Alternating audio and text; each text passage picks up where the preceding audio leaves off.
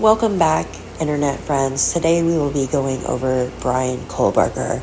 He is the 4-time killer of the 4 college students, and he was just sentenced to life in solitary confinement.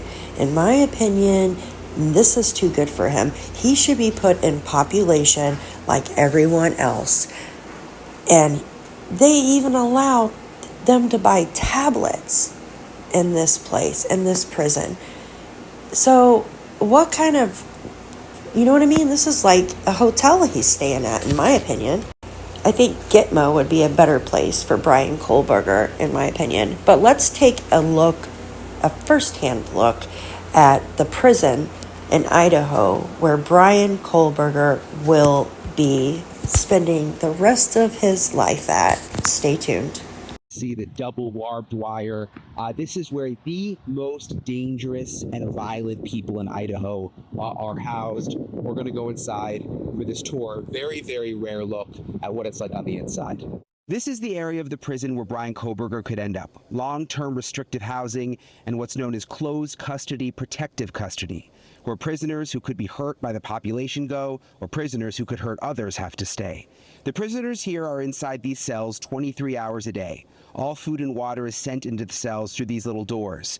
They can sit at these tables, but are secured to the tables with shackles, or put into these cages where they can use tablets for visitation. While we were watching, we saw inmates doing something called fishing, when they use strings from blankets or a t-shirt to send notes under the door. That's why these bean bags are placed at the foot of the door to stop them from doing it. Almost every inmate can buy a tablet to have in their cell for $100. It has music, email, and movies. And they can also buy a TV to keep in their cell, which has basic cable. This is the outdoor area where the prisoners can go 1 hour a day. Some have to stay in these cages because they are so dangerous. For prisoners who are in protective custody, they may also get time here in the library or the computer lab. Sexual offenders and murderers of young women and children can be shunned by the population here, which could be an issue for a high-profile inmate like Bryan Kohberger. Though we're told after the newness wears off, most inmates begin to fit in. Idaho's only maximum security prison, housing 8 death row inmates, something this bushy-eyed beast will avoid. The reason most believe he took a last-minute plea deal in exchange for 4 life sentences without the possibility of parole or appeal. The quadruple killer's final destination is the most secure facility among 6 that house a veritable campus of criminals. The drive into IMSI is as eerie as you might imagine. The walk up to the front entrance even scarier as you travel through a canopy of razor-wired fence. Illegal contraband is low on the list of most people's worries walking in, knowing the inmates on the inside have done so much worse. In Bryan Kohberger's case, admitting to one of the most depraved acts of violence in recent times, savagely and brutally slashing and murdering 4 University of Idaho students, Kaylee Goncalves, Madison Mogen, Xana Kernodle, and triplet Ethan Chapin. They never saw the prime of their lives, just the eyes of a deranged killer, as cold as the austere hallways inside IMSI. This sick, twisted killer will now undoubtedly be watched closely himself by the hardened criminals here. Cell Block B looks empty, but it's not.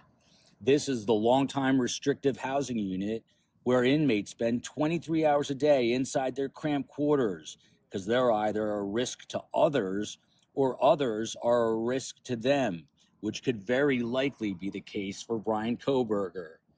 These inmates are checked on every 30 minutes.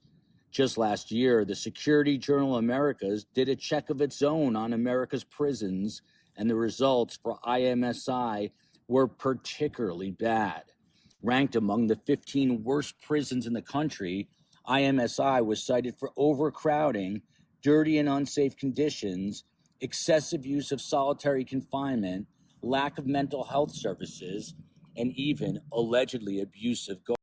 Well, in my opinion, the prison looks like a hotel for this guy.